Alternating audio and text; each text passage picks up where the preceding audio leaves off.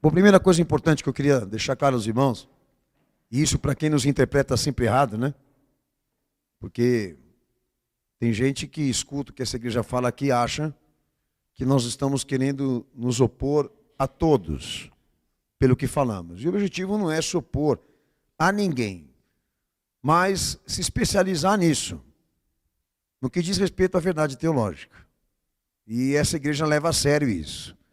Tanto que costumo sempre dizer que se você me convencer que Deus falou isso em pessoa, eu vou me render. Até lá, é só uma ideia. E a gente não segue a ideia. O Senhor me pediu para pregar sobre unidade de fé. E há muita coisa para se falar do que Paulo escreveu aqui em Efésios 4, tá? Mas eu vou tentar corresponder ao tema disso, porque foi o que o Senhor me pediu para tratar. Primeira coisa importante, se há um parecer da igreja com Cristo no que diz respeito à obediência, nós entendemos assim, que esta forma de obedecer a Jesus, como a gente prega aqui, ela não interfere na questão do direito e da liberdade das pessoas. Ponto. Porque nós sabemos que lá fora todos vocês portam uma identidade jurídica, e dentro dessa identidade jurídica eu quero dizer que vocês existem como sociedade e Estado, tá? Dentro dessa identidade jurídica, vocês, como eu e toda essa igreja, se compromete com essa questão da visão da inter-relações, tá? Eu quero dizer que cada um aqui tem uma vida econômica, tem uma vida profissional, tem uma vida familiar, e não quer dizer porque eu creio assim, estou orientado assim, que eu vou colocar em risco o que as pessoas na verdade querem ou desejam ser. Eu venho dizendo sempre, separa as duas coisas. Porque o mesmo direito que aqui é preservado, se respeita também o direito deles. Só que quando a gente fala sobre teologia e sobre fé, aí o que é? Nós estamos querendo o que com isso? Identificar quem é a autoridade disso. Então toda visão ou informação que orienta o homem como se relacionar com o próximo, toda ela é conceitual. Que quer dizer que toda ela tem uma orientação específica, que eu quero dizer que isso é variado. Sai de um, sai de outro. Só que a igreja, quando ela se pontifica a sair às ruas e viver a sua identidade jurídica, a sua identidade como indivíduo dentro da sociedade, nós entendemos que nós temos uma conduta para cumprir.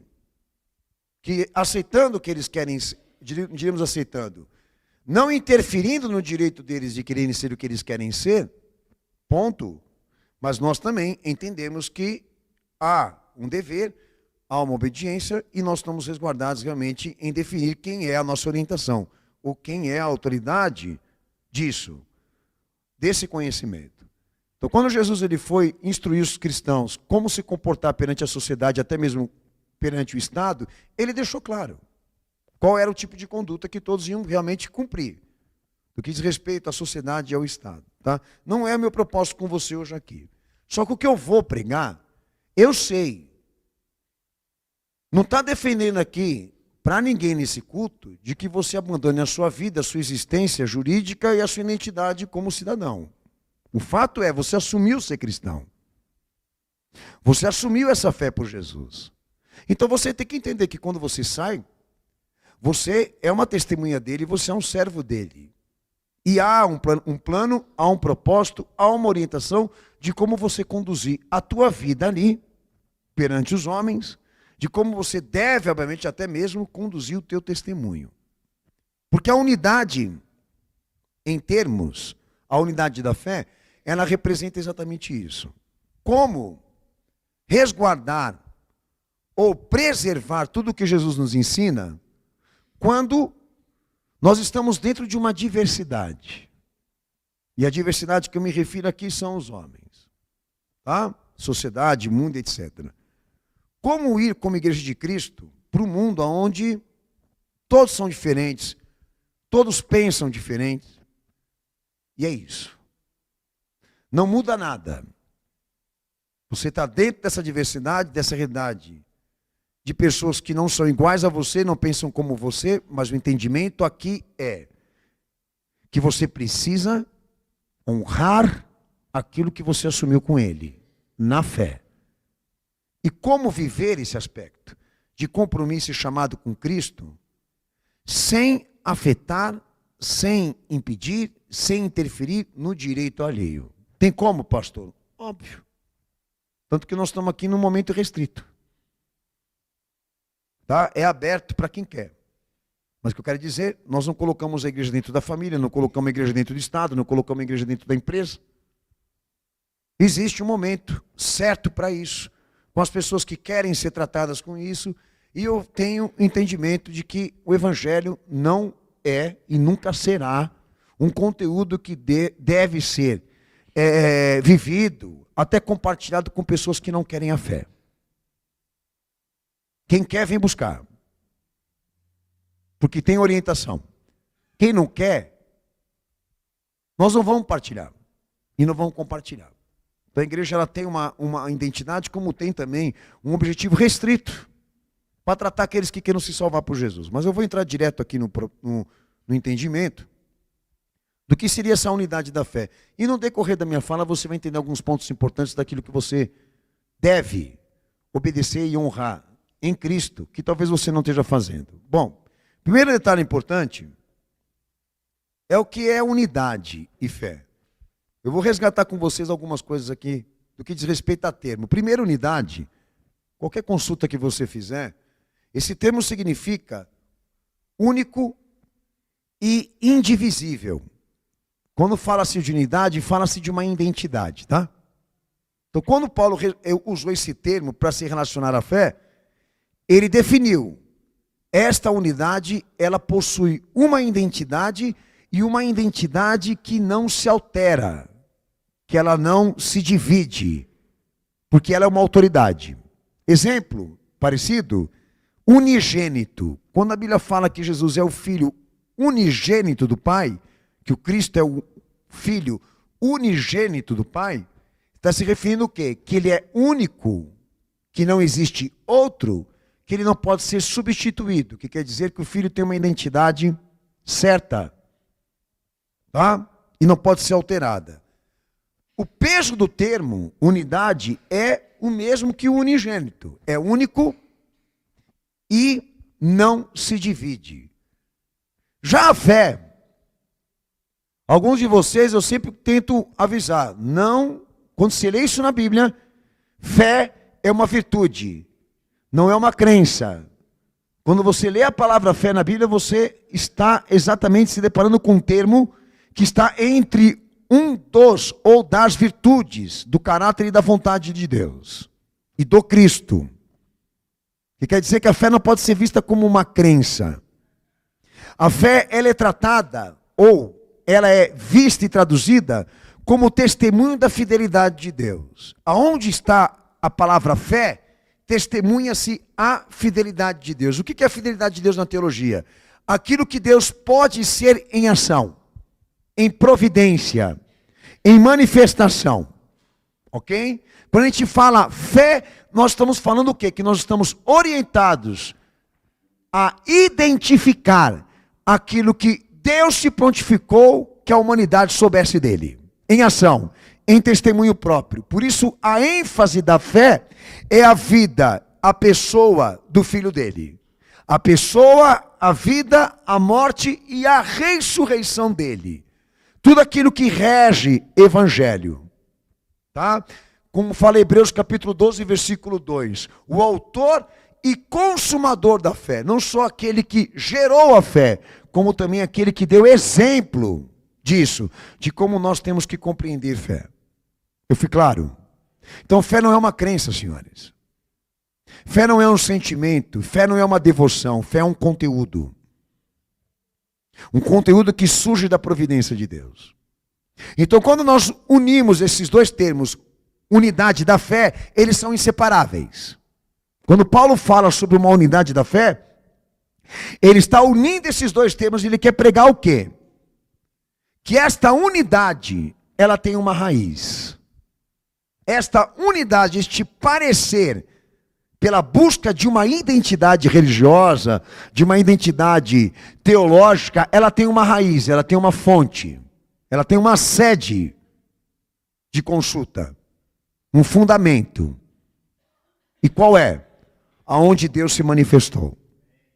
Lá em Romanos capítulo 1, versículo 19, Paulo até mesmo usa essa expressão, né?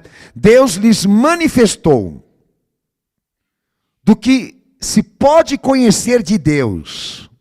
Olha a expressão que ele usa. Do que é evidente dele. Tá? Então, isso aqui é uma unidade de fé. Uma identidade para a fé.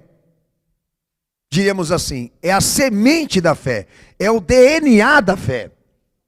Aonde Deus se manifestou, ele pode ser conhecido. Não só conhecido, como também pode ser evidenciado. Por isso a unidade da fé, que Paulo invoca aqui na sua pregação, ela tem uma raiz, e a raiz dela prega uma ação de Deus, um evento, um propósito, um acontecimento que ele gerou sem a interferência, sem o uso de força de homens, sequer até mesmo a inteligência e a razão deles. Foi claro? O Calvário é isso. Evangelho é isso para nós. No mais alto nível, um acontecimento que Deus poderia gerar de si mesmo, para que os homens não só o conhecessem, como também pudessem ter a prova da sua existência. A criação, ela é vista por nós, cristãos, como uma etapa e um momento disso, que Deus não só se mostrou soberano e poderoso naquilo que fez, como também por meio da existência das coisas que fez, comprovou a existência, comprovou ser pessoa, comprovou ter caráter, comprovou ter vontade. Quando o evangelho surge na história, quando Cristo se faz Jesus, Deus sobe esse nível. Naquilo que ele é capaz de fazer. E agora se revelando pelo Filho, para que todos pela boca do Filho, pela obra dele e pessoa dele, pudessem ainda mais conhecê-lo, agora em nível de redenção, em propósito de redenção. Então, quando nós falamos de uma unidade da fé, nós falamos de um DNA, senhores, nós falamos da marca, da patente disso, do Deus que nós realmente professamos e cremos aqui, que não é teórico, que não é filosófico, que não é uma ideia, que não é uma razão, mas é um ato, é um fato, é uma ação, é um testemunho, é uma prova, é uma substância, é uma matéria. E por mais que Deus não tenha um corpo, tem um filho. Por mais que Deus não tenha uma forma material de se expressar, deu essa incumbência ao filho para o representá-lo. E o meu momento com você aqui nessa noite é deixar claro exatamente isso. Que quando Paulo invoca a unidade da fé, ele não está em momento algum ali querendo propor à igreja uma tarefa cultural, religiosa, seja dentro ou fora da igreja, mas resgatar com a igreja a centralidade disso, da sua consulta, da sua orientação, da sua formação de fé, que tem uma autoridade constituída, e como chamou ele mesmo, o cabeça da igreja é Cristo. Então a unidade de fé aqui não é a igreja. A unidade de fé aqui que ele invoca é a identidade messiânica do Filho de Deus. Pois na pessoa, na obra dele, se manifesta Deus. E se revela isso. Todo o conteúdo que Deus fez questão de que o homem soubesse dele, especificamente, mas pela imagem, pela manifestação e pela obra do seu Filho. Então a unidade da fé, ela não é um termo filosófico que jamais vai ser usado com o objetivo ou esta visão cultural das inter-relações. A unidade da fé, ela é uma prerrogativa para a igreja, que quando estiver debaixo dela, entenda isso, quem é o seu tutor, quem é o seu pastor, em que a autoridade está submetida, em que a autoridade está sujeita, e não pode ser a homens, nem templos, nem instituições, nem igrejas, nem qualquer outra pessoa como você. Mas aquele que tem a unidade e tem a fé como parecer único, que é os dois, pela autoridade que está constituída. Foi claro.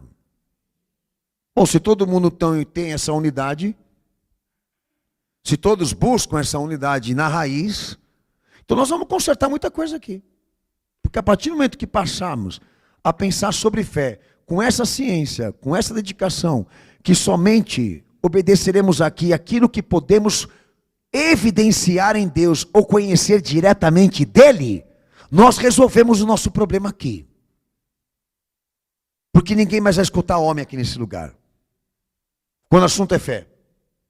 Quando o assunto é religião. Então nós resolvemos o nosso problema aqui. Porque agora há uma autoridade constituída na nossa formação religiosa como cristão, que não corresponde a nenhuma autoridade humana, sequer homem. Mas aquilo que se revela em Deus, daquilo que se manifesta dele, daquilo que podemos conhecer nele, daquilo que pode ser evidenciado dele. E esta é a lei que nós seguimos aqui. É como eu disse para você, é a minha formação, e eu não quero te impor ela, mas é a ciência que eu sigo, é a minha formação. Eu não vou te impor ela. Mas se você realmente quiser discutir isso comigo, ou debater sobre isso, a fonte que eu vou usar para essa consulta não vai ser nem você nem eu, mas aquilo que está no nível superior a mim e a você, como qualquer outro homem e tipo de razão, que é o tal do iluminismo. Eu vou em busca da causa mais suficiente do que o homem, do que a razão. E não a mesmice disso, de consultar o que você pensa, o que você acha, porque o assunto é fé, pô. Porque o assunto é isso. O que Deus pode comprovar de si mesmo. Que não cabe isso, suposição emprestada de ninguém. Eu disse aos irmãos, se há uma unidade de fé aqui nessa igreja e naqueles que estão aqui professando o nome de Jesus, nós resolvemos o problema dessas políticas, desse relativismo moral e espiritual que a sociedade está afetada. Vamos passar a demonstrar um pouco de caráter, de decência, de honestidade quando falamos sobre Deus. Porque quando a gente falar dele, nós não iremos filosofar. Quando falarmos de evangelho, nós não iremos filosofar. Quando falarmos da revelação de Deus e do evangelho da vida do filho dele, nós vamos falar debaixo da prerrogativa do que Deus provou de si mesmo.